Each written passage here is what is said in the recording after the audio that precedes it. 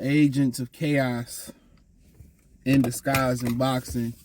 And, you know, and I wanted to do this video. I could have went and did a number of different videos. Whenever this dropped, it dropped. Not sure. Okay.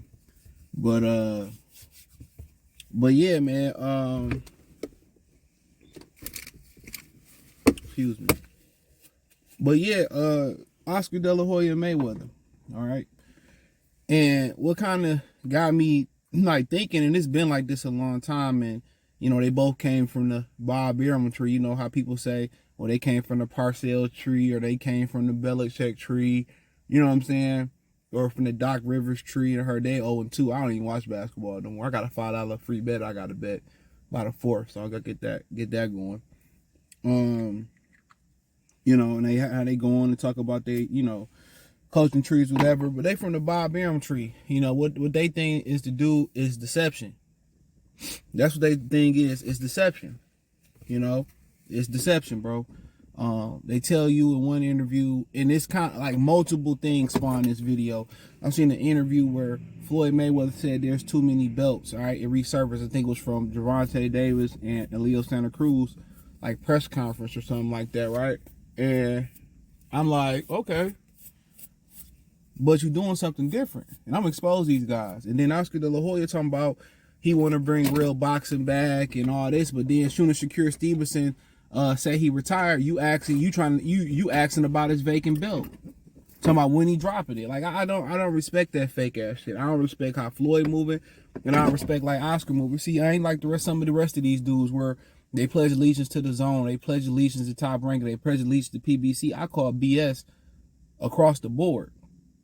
You know, we could start off with Oscar as the appetizer. You know what I'm saying? He supposed to want to make all these great fights. See, the reason why Oscar De La Hoya like to make all these great fights, you know, is because financially he got to keep Golden Boy afloat. So when he go break bread with Al Heyman, you know what I'm saying? Like he only got so many dates on the zone. So when he go break bread with Al Heyman, he has to do that. There's, you know, if it wasn't in the company's best interest, he wouldn't be begging Al Heyman and other promoters to work with him. What I find out in boxing, and you find this out in real life, right? When something is in somebody's favor or in their benefit, they're pushing for it, right? So let's say the fans want to see Tank Davis and Teofimo Lopez. Just throwing it out there, just hypothetical, right? Obviously, it's in T.O.'s favor because T.O. and Bob want to get T.O. to where Tank is. What's the fastest way to pedestalize a fighter or get them to the top? Is by beating the biggest name available. For Tank, he looking at it like, well, Devin Haney, Shakur, T.O., whoever you want to throw in there, they want my spot. I'm already high on the list. I don't really care if I go no higher. I'm comfortable doing what I'm doing, banking bread. I can take those. I can wait till they fight each other or some of them fall off and then fight one and then get the bigger bag. But he ain't looking at it as I fight one and beat him and get a big ass bag, right? Now my bag got bigger because I beat him. Now I beat him, my bag is even bigger. Now I beat him, my bag is even bigger. Canelo had to do the same thing, kind of go off a side note. Every fight Canelo fought, the bag got bigger. From Trout, Cotto, Mayweather, Lara, the Golovkins. Once he did that, his bag was fruitful. One fight don't just take you all the way there. People look at Floyd and Oscar. Yeah, that crossed Floyd over. But it was the Ricky Hatton, the Marquez fight. It was multiple Canelo fight. His demand went up. See, what he teaching Tank is wait later to just get one big fight. That's what Al Heyman said. We just do one big cash out. That's stupid. Why just wait and then nickel and dime and go get one big cash out when if I can have it now, why not don't get it now? If I can knock off some of these names right now, it's always going to be a name. Let me knock these guys off. Let me get that credit. And my bag is already up. So I'm not one and done. But that's just a side note. You know what I'm saying? In my opinion. But what I was trying to say is like how really it's in T.O. favor because he got everything to gain, not really nothing to lose. And in Tank favor, obviously he gains popularity, he gains validity, he gains respect. But, you know, he feel like if he loses spot. You see? So, of course, Bob Arum is going to be pushing for Teofimo Lopez and Shakur Stevenson and his fighters, Lomachenko to fight Tank. Because if he had Tank, he'd be doing the same thing that Mayweather and them doing with Tank. I think maybe it might be a little bit different. Maybe he'd be like, you know what, we need to step it up a little bit. But that's what I'm saying. When these promoters start begging and wanting to work together, when shit ain't in their favor. When Eddie Hearn came into America, I got $1 billion. I'ma steal all you niggas hoe ass fighters. I'ma steal all y'all hookers and whore fighters and do all this. And he kicked the door, yelling and screaming, coming in bold and brash. You know what I'm saying? You know what I'm saying? Now, you know, him and Oscar, we need to work together. We need to sit down and make these fights. Frank Warren and Eddie Hearn. Anytime you see these motherfuckers working together like that, it's gonna be it's trouble, trouble, trouble. My Bernie Mac boys, rest in power to him. It's trouble. What Future say? Oh, I forget what song it is off of DS2. I ain't no ordinary girl, bitch. I don't beg. You know I keep that tool on me everywhere. Alexander McQueen. I forgot how it go. What was the name of that song? Is that Stick Talk? I forget the name. Pause. I forget the name of that song. But he said, I ain't no ordinary bitch. I don't beg. I ain't no ordinary nigga, bitch. I don't beg. And these niggas get to begging, and they get to throwing out 20, 30, 50 years, 10-year feuds and ever, and start putting it aside and working together. That lets you know boxing is really in a bad place.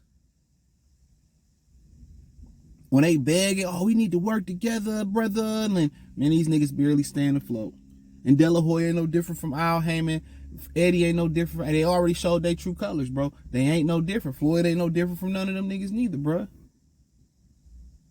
They ain't no different, bro. Look how Floyd tried to finesse Ryan Garcia. You know, look how he tried to finesse Ryan. Excuse me. Look how he tried to finesse Ryan Garcia. What you worry about? Why you trying to get Ryan Garcia? Why you trying to get Ryan Garcia the WBA belt to go fight Devin Haney? And you ain't signed none of them fighters. Come on now.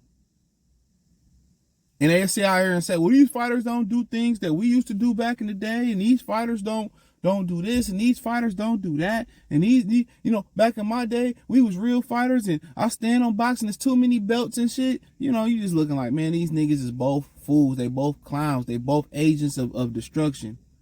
They mask agents of destruction, bro. They don't have a betterment of boxing. Then Oscar don't really want to see Ryan be better than him. And that's why Ryan can sense that shit. See, Ryan think what Floyd Mayweather is doing sincere. That shit ain't sincere. He don't give a fuck about you. Look how he plays you, and you gonna put him on a pedestal. And I understand knocking Oscar dick in the dirt because he ain't a genuine guy. Canelo already showed that, and Canelo really could have been on. If Canelo was one of these beta male ass niggas today, he'd be on Tasha K or some shit like that, Aaron Oscar De La Hoya, or the Mexican version, Aaron Oscar De La Hoya out and shit like that. Real men don't do that whole ass shit. De La Hoya ain't no different, bro. Him and Mayweather more alike. De La Hoya don't care about making the biggest and the best fight, and De La Hoya trying to stay afloat. What's that song by Soul to Soul, Soul to Real?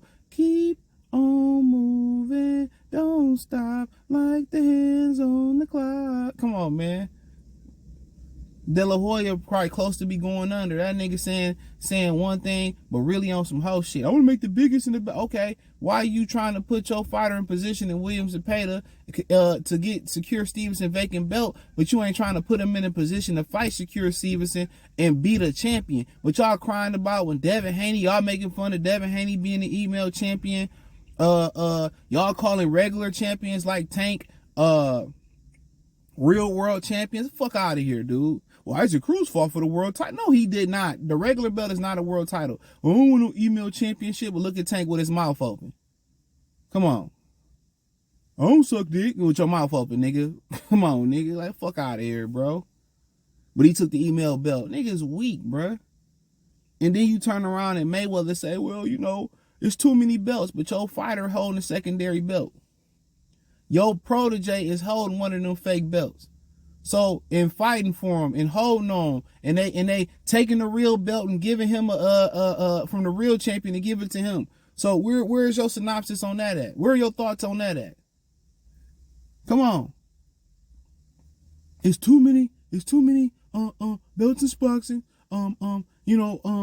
It's too many champions, supers, and regulars. But your fucking fighter was a regular champion. He could have challenged the super champion in Devin Haney, and y'all didn't want it to happen. These dudes don't want these fighters to be better than them.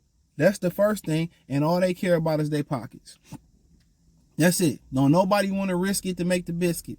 And but I agree with Bernard Hopkins said. He said, yeah, I hope boxing fall all the way off. So we got to get back to the old grind. When you used to have to be in the street and go to different cities and promote and hang posters and all that shit up. Well, I hope we get back to the old grind. And I agree with him on that, bruh. Boxing need to be tore all the way down. And they want to blame Bob Arum. But these motherfuckers come from the Arum tree. They the same thing. Trying to sell you poison with a Coke and a smile on their face.